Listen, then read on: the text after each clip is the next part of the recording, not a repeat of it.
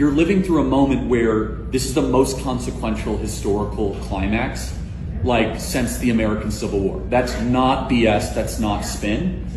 Yeah, this is even. Yeah, this is. I mean, like 1776 Tea Party. Yeah, yeah. We're having that moment right now. Yeah, and so it's like it's a question, right? And I have no idea if we're going to win or not.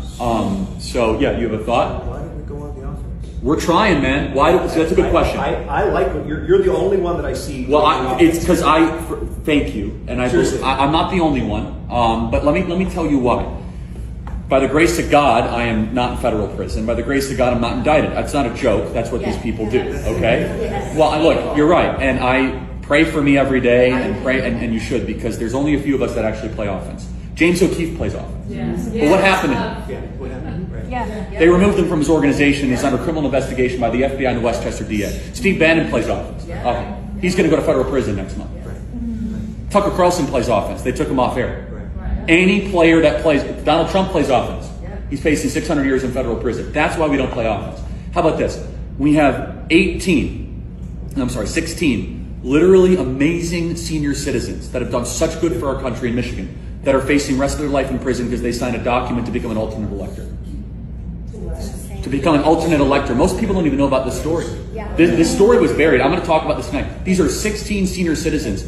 I'll tell you about Rose Rook, 81 years old, from Paw Paw, Michigan. She signed a piece of paper to become an alternate elector, her constitutional right with historical precedent. She's facing 120 years in federal prison. 81 years old, she has $30,000 to her name, and her husband died 10 years ago. And the Michigan AG is trying to show her as a domestic terrorist. She can't defend herself. The whole weight of the world is, the cruelty is the point. We are dealing with savages. This is not normal. This is ultra-revolution time. Like, they are eating the country from within. The problem is they preempt us against offense, but that is not an excuse. We all have to play offense. We have to take the initiative. But here's the thing. We are not good offensive players. I'll prove it to you. That's absolutely because conservatives definitionally are defensive. We are conserving against their offense, right? So like by our temperament is to build businesses and churches and be agreeable. Our temperament, we don't think like revolutionaries. Well, we got to change that. Some of us do. I know, but It's not enough. My next book is literally called Right-Wing Revolution. Like, I'm trying to make people think in a way where we're trying to stop their refounding of America. Here's the good news. If you want like the good news of all this, the founders have given us this unbelievable opportunity. The fact that we still have some semblance of a constitution gives us hope. Like, if we did not have the founders, God bless them. Like, I'll give you an example, the Electoral College. If it was not for the Electoral College, this is game, set, match, we're done. Now we have a chance, right? A collection of states. It's still going to be very hard, right? But there's still hope, is what I'm saying. There's a roadmap. The founders saw this. They were like, we're going to make it really hard, not impossible, really hard to destroy this place, right? They put so many checks and balances in that think about how much we've survived, right? The fact that we still have fight, and honestly, it's a gift from Madison, Hamilton, and Jay of how they saw this, right? Like that, I tell people, the North Star is our founding fathers. The North Star is our own documents. The North Star is the Declaration of the Constitution. Like, that's what we're trying to get back to. We're trying to defend that. I want to win. No, but I want to win. But why do you think we will win? I believe in the spirit of the human, just the humanness of that we will step up when we have to step up. So this is so interesting. I totally disagree because, and let me tell you, I got in a debate with an atheist. So he and it ties to this. Like, he said, okay, Charlie, I can't believe in God after the Holocaust. And I said, I can't believe in humanity after the Holocaust. Yeah. I said, I still believe in God. I've lost all faith in humans. So I want you to think about that, right? I have zero faith in humanity. But look what humans did to Christ. Yes, I mean, they didn't stop Mao, they didn't stop Hitler, they didn't stop Mussolini, they didn't stop, I'm not saying, you might be right. Now I'm an optimist. But I am too, but I don't do hopium, right? I don't do hope and opium feels good, it's really bad for you. I'm right in the middle. I'm like, we could win triumphantly, or this could get really bad.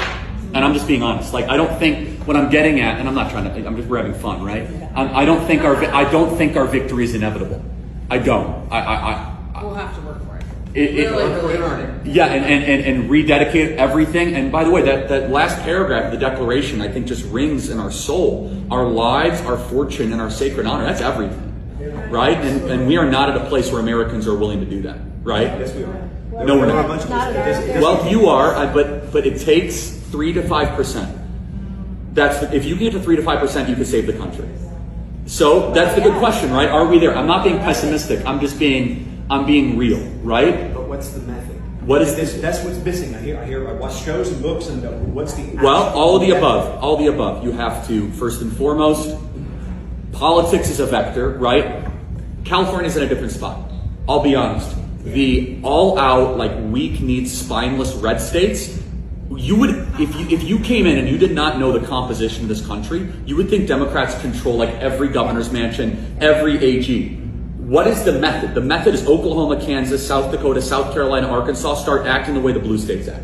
I've said this publicly, I'll say it again. We need Republican AGs indicting every major Democrat across the board. We need DAs starting to indict. That's not going to happen because they don't want it bad enough. That's right. There are a bunch of Mike Pences. This is what gives me hope, though. What gives me hope is that the actual rank and file of the Republican base is like on fire, energized. Like I can't stay ahead of my audience. Like I do this for 3 hours a day, and they're better researched than I am, and I do this for like 18 hours. Like they're sending me articles of like WHO treaties and like, did you know about like Obama repealing the propaganda? It is the most informed audience I've ever dealt with. That's like a massive shot in the arm of optimism, right? That shows that good things are happening. What drives me nuts, and we got to change it, is our leaders are so disconnected from the voters. And California is its own thing. Let's just talk about the 10 reddest states in the country, right? South and North Dakota, Kansas, Oklahoma, forget Texas, like the Arkansas, Alabama, Mississippi. Like we should be waging all-out war against the left on these states, and we're not. Like we're kind of like, well, I hope it gets better. War method.